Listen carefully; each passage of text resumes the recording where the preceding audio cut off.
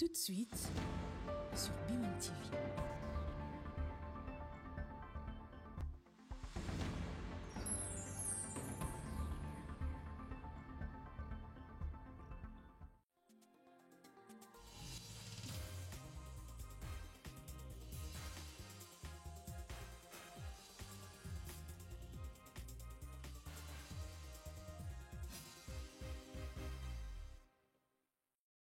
Madame, Monsieur, bienvenue dans cette nouvelle session d'information sur Bimon Télévision à la une de l'actualité.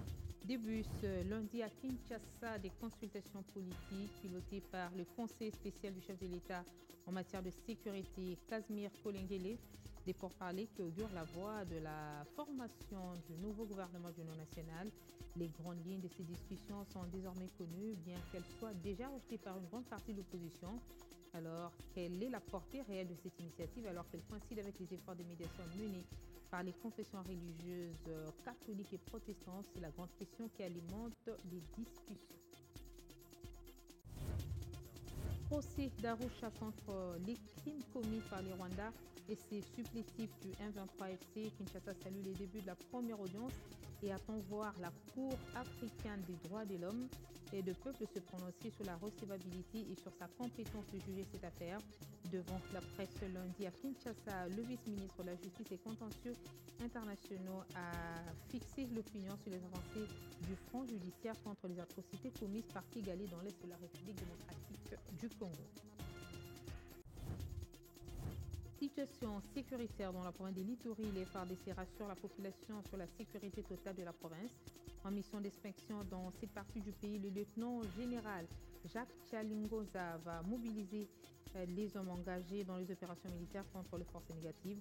Le chef d'état-major adjoint des FARDC en charge des opérations et renseignements a profité de l'occasion pour s'entretenir avec le gouverneur militaire afin de mieux évaluer la situation et les opérations sur l'ensemble de la province.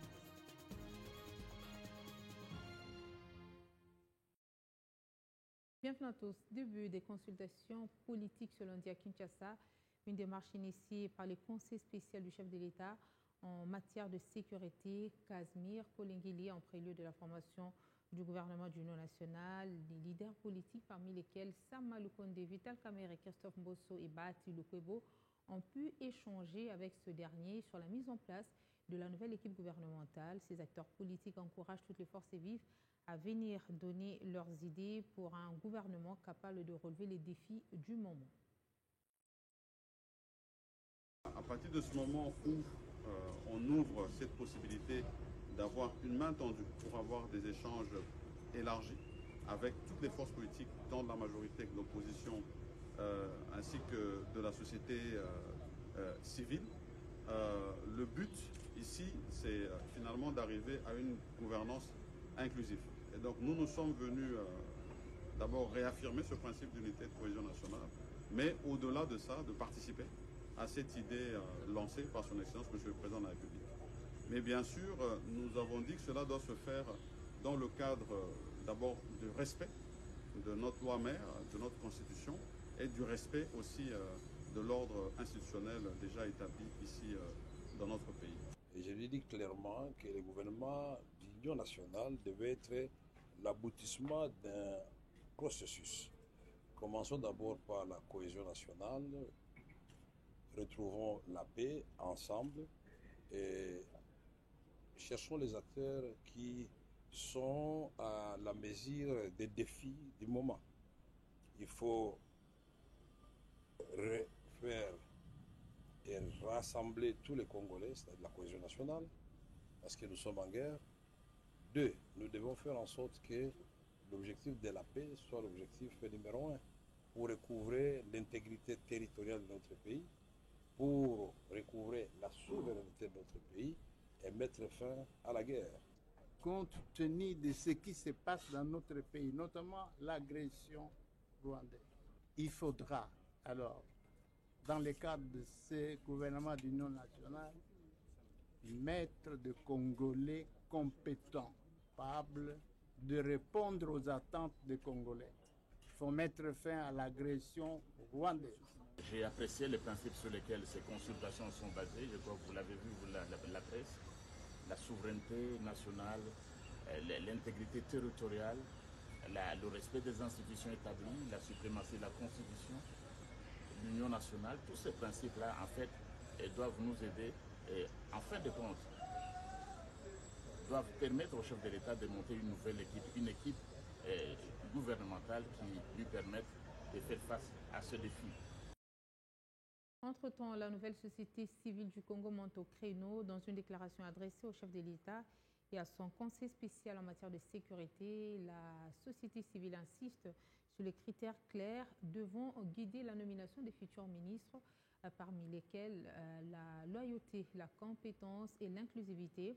Selon elle, ces critères doivent au fait primer sur toute autre considération. Jonas Tchombela, coordonnateur de ces structures, appelle les autorités à rompre avec les pratiques du passé et à privilégier l'intérêt général.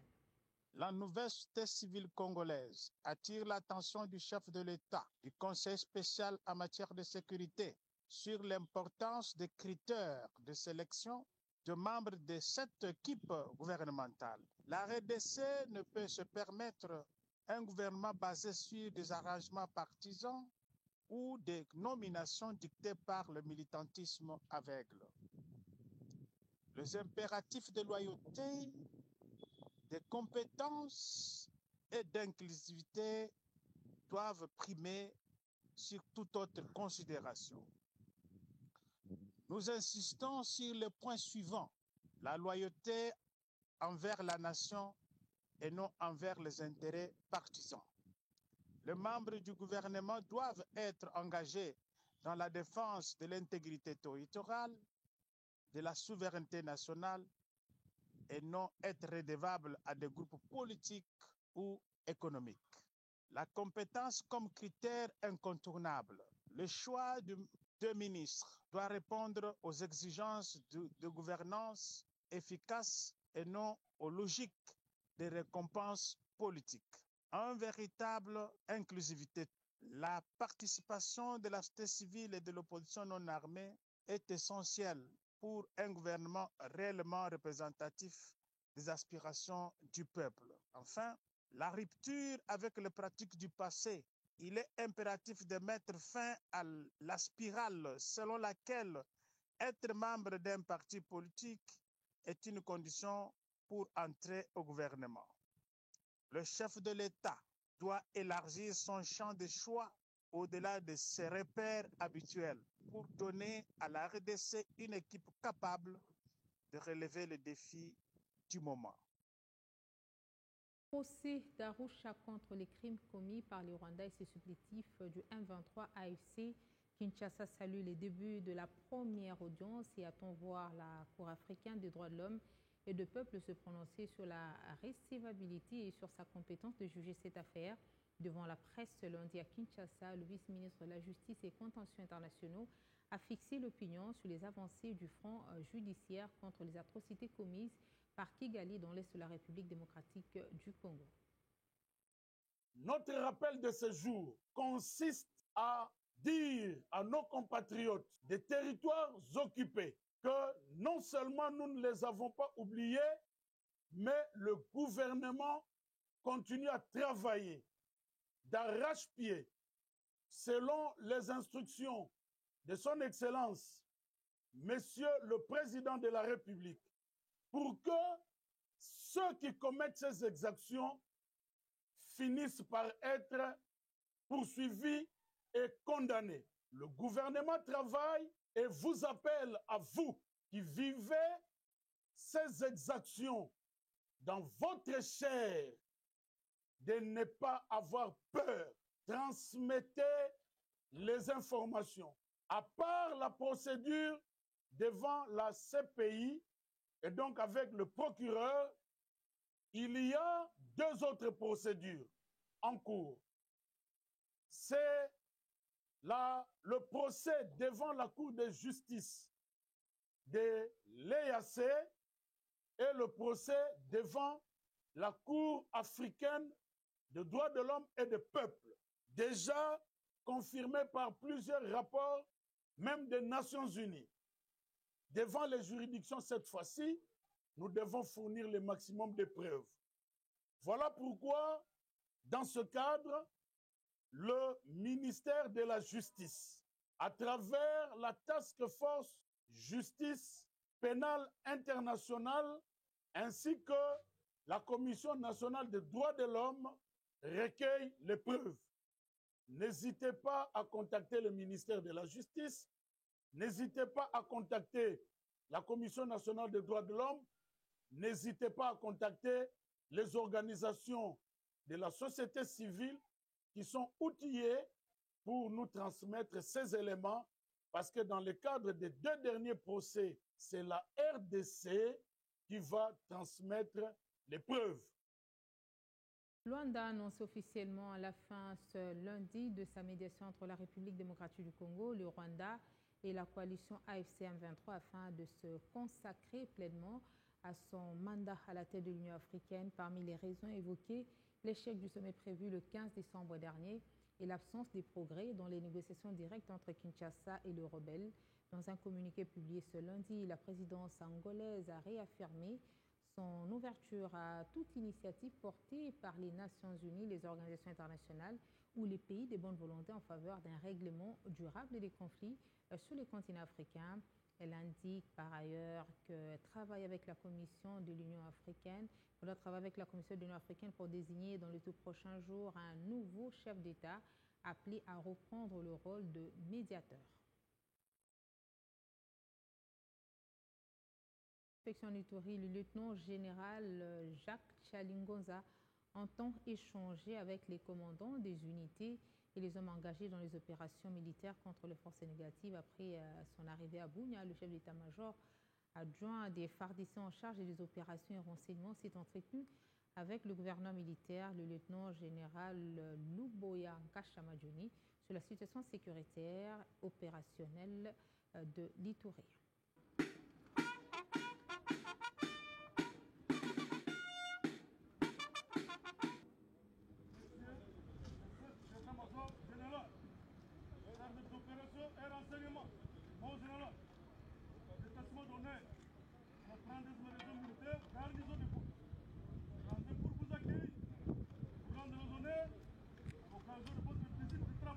Après les honneurs militaires ici à l'aéroport Murongo de Bunia, la délégation du chef d'état-major général adjoint en charge des opérations et renseignements s'est rendue au gouvernorat de la province de l'Ituri. Là-bas, un tête-à-tête avec le gouverneur militaire et commandant des opérations, le lieutenant général Luboya Nkashamadjoni, aux côtés des commandants de grandes unités, a eu lieu. Le numéro 1 de la province de l'Ituri a brossé brièvement la situation sécuritaire et opérationnelle de sa province. Au sorti, le représentant personnel du chef d'état-major général des forces armées a dévoilé à la presse l'objectif de sa mission. Voir la situation sur le terrain, comment ça se passe ici avec le général Johnny Luboya Nkashama qui est le gouverneur militaire et commandant des opérations. C'est-à-dire la mission, c'est pour l'inspection des troupes et une mission de commandement.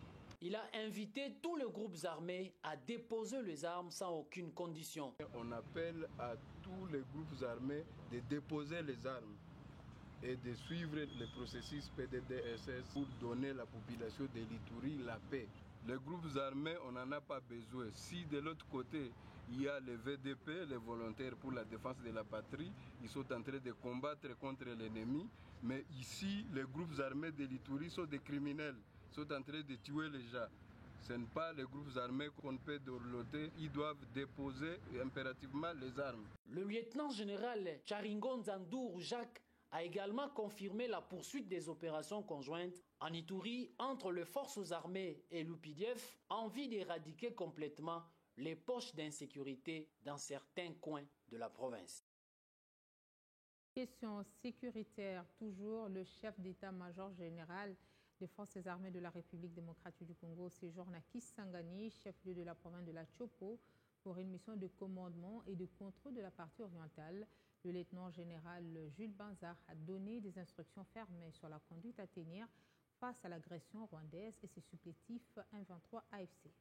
Le lieutenant général Banza Milambwe Jules, chef d'état-major général du FARDC, est arrivé ce dimanche 23 mars 2025 à Kisangani, chef-lieu de la province de la Chopo, pour une mission de commandement et de travail. À son arrivée à l'aéroport de Bangoka, Il a été accueilli par le commandant de la 3e zone de défense, entouré du commandant de la 32e région militaire, du commissaire provincial de la police nationale congolaise et quelques membres de leurs états-majors respectifs. Il a par la suite présidé la réunion des commandements à l'état-major de la 3e zone de défense. À cette occasion, un briefing sur la situation opérationnelle lui a été présenté par le lieutenant-général Massounzou Pacifique, commandant de la 3e zone de défense. Quelques instructions fermes ont été données par le chef d'état-major général des FARDC sur la conduite à tenir pendant la guerre.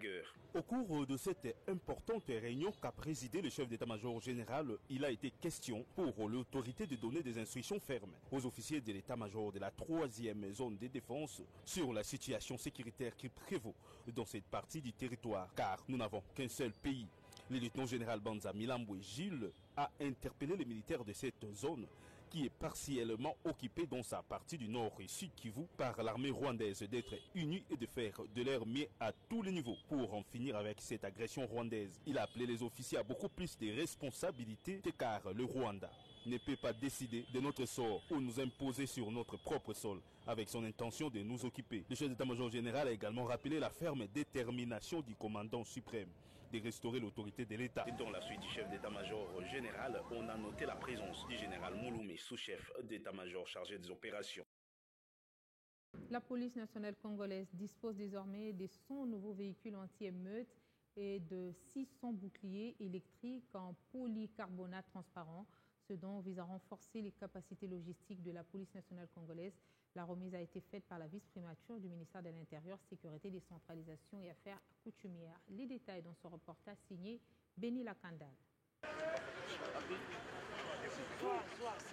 Le ministère de l'Intérieur, Sécurité, Décentralisation et Affaires coutumières matérialise la vision du gouvernement, celle de renforcer les capacités logistiques de la police nationale congolaise.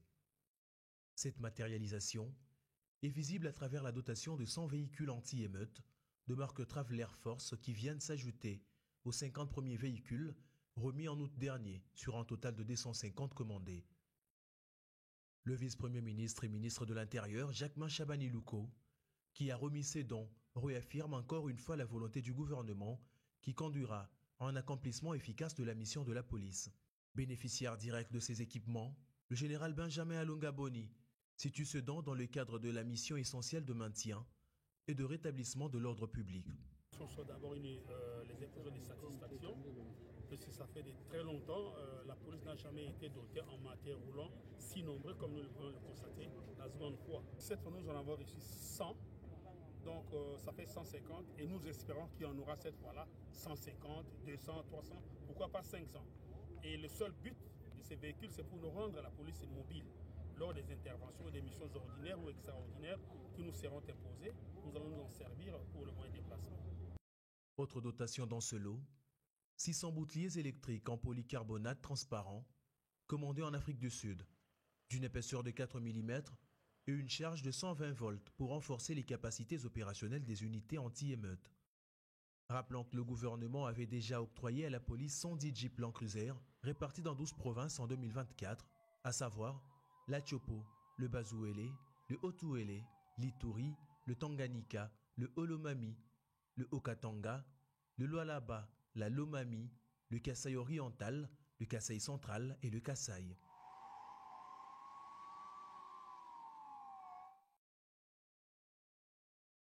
Autre chose, clôture du forum de redynamisation des groupes thématiques sectoriels. Les différents experts ont échangé les idées sur la relance durable de cet organe du ministère du Plan qui prend le développement socio-économique de la République démocratique du Congo. Quelques recommandations ont été formulées, notamment la mise en place des groupes consultatifs tant au niveau national qu'international. La société civile, à travers... Capitaliser les bonnes expériences de la République du Sénégal et du Mali et proposer les mécanismes de financement à la mise en œuvre des réformes des activités de GTS. Recommandation du Forum de redynamisation des groupes thématiques sectoriels ce week-end à Kinshasa.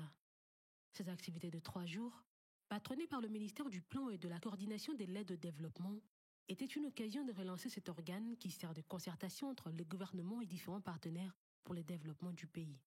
Adopter techniquement les réformes du cadre opérationnel actuel des GTS afin de les rendre plus performants en y intégrant le nexus et la jeunesse comme thématique transversale.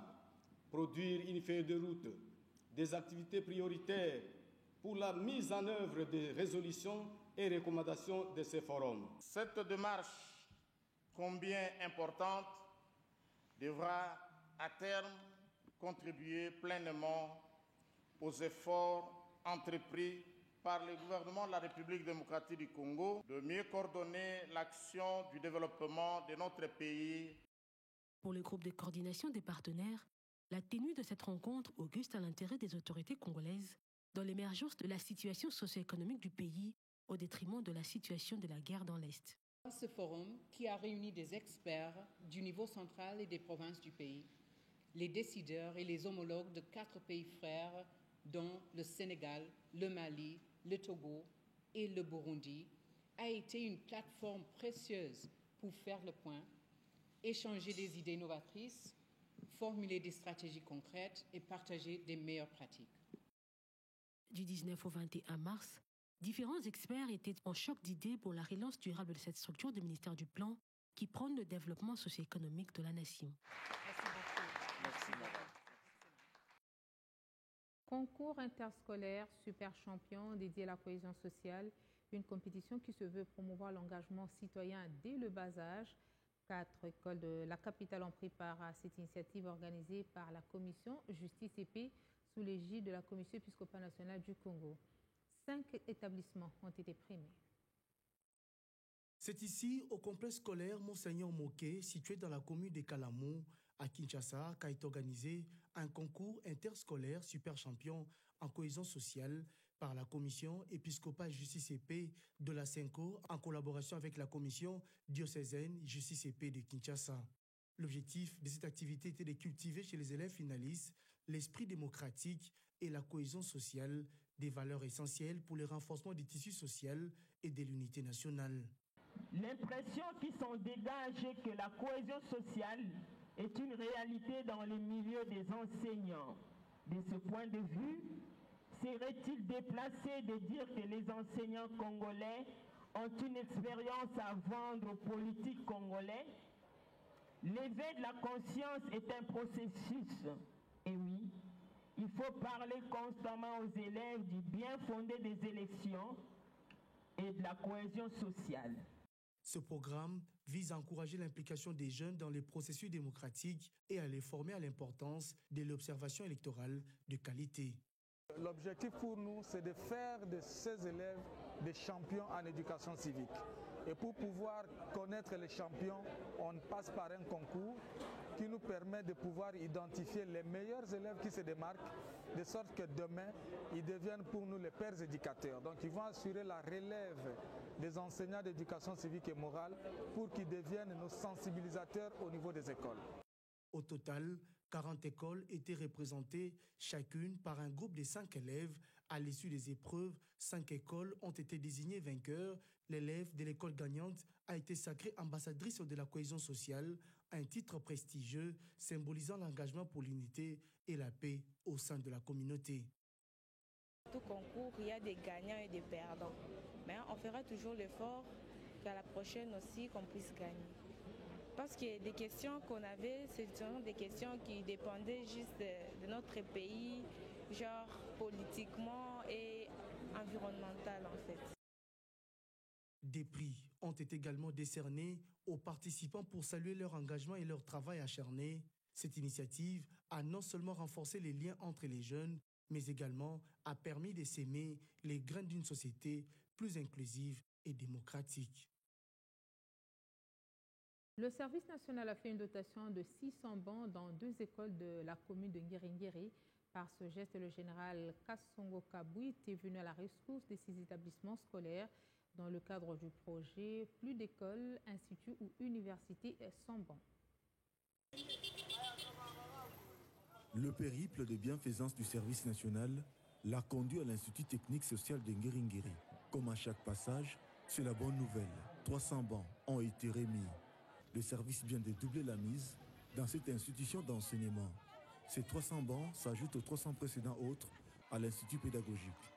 Le besoin était urgent lors des précédents passages du service national dans cet établissement de plus de 6 écoles. Le patron du service national a donc tenu sa promesse, faite autrefois, celle de doter ces écoles de bancs pour matérialiser la vision d'aucune école, institut et université sans bancs. Et nous avons constaté que dans ce quartier, il y a 3 écoles publiques, 3 grandes écoles publiques. Le défi est là, mais nous pensons et nous comptons qu'avant peut-être la fin du mois d'avril, que toutes les 3 écoles, les grandes écoles qui sont dans ce secteur, puissent bénéficier d'un lot complet de bancs afin qu'il n'y ait plus des enfants qui se mettent à même le sol. Satisfaits, les bénéficiaires qui promettent de faire bon usage de ces bancs souhaitent voir le service national continuer ses actions. Nous sommes immensement fiers de vous. Nous vous souhaitons de continuer par cet exemple des actions concrètes. Cet apport combien capital et qui intervient à un moment propice constitue pour nous un renforcement de notre capacité d'accueil qui nous faisait défaut il y a belle lurette. Mon général, sous votre bénédiction, nous nous engageons de vous rassurer que les bons pupitres offerts à ces jours seront très bien sécurisés et garderont leur éclat jusqu'après plusieurs années d'utilisation. Ces bancs fabriqués par les bâtisseurs de la nation vont permettre aux apprenants de suivre les cours dans de bonnes conditions. 60 ans d'existence du lycée Mpiko de Lemba, les activités commémoratives se sont clôturées dans une dynamique de consolidation des liens pour la promotion de l'association et des valeurs acquises, une perspective heureuse dégagée lors d'une soirée de gala organisée à Kinshasa.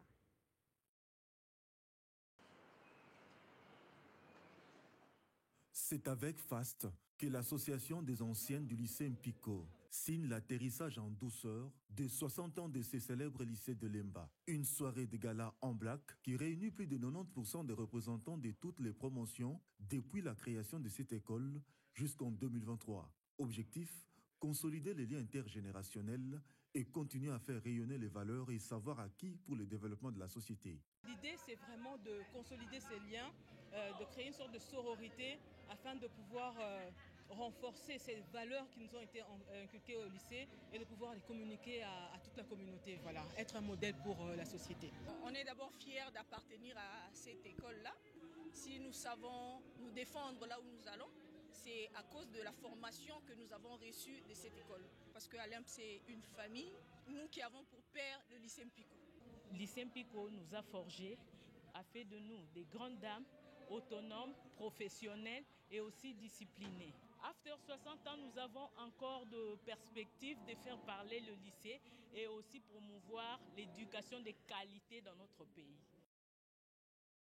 Avec seulement 10 ans d'existence, Alemp tend raviver la flamme de l'unité entre Almouni et promouvoir l'excellence qui inspire non seulement les actuelles lycéennes, mais aussi toutes les filles et femmes congolaises. Il faut vraiment transmettre une éducation de qualité qui forme une personne capable de devenir un élément de changement de notre société. Que Alemp aille toujours de l'avant et que les jeunes qui sortent du lycée Mpiko adhèrent à l'association des anciennes du lycée Mpiko parce que vraiment, ces femmes sont formidables, je vous assure. Je suis fier d'elles. Cette soirée de gala était donc ponctuée d'un tirage au sort à l'issue duquel plusieurs prix ont été remportés par les participants et invités. Tous les corps de métier représentés, Alemp, une dynamique des femmes qui se hissent de plus en plus en modèle pour les générations. Ce sont des femmes battantes, des femmes impeccables. Nous sommes trop fiers d'elles. La formation continue, la discipline maintenue et nous continuerons toujours comme ça pour que le drapeau de lycée soit toujours hissé plus haut. Lancé en mars 2024 avec une série d'activités commémoratives à l'instar de réflexions de loisirs, l'année jubilaire des 60 ans d'existence du lycée Mpiko de Lemba s'est clôturée en beauté à travers cette soirée de gala haute en couleurs qui pose les bases d'un avenir ambitieux pour les lycées et Alemp. C'est par cette ambiance de gaieté que nous mettons un terme à cette édition du journal. Madame, Monsieur, merci de nous avoir suivis. À demain.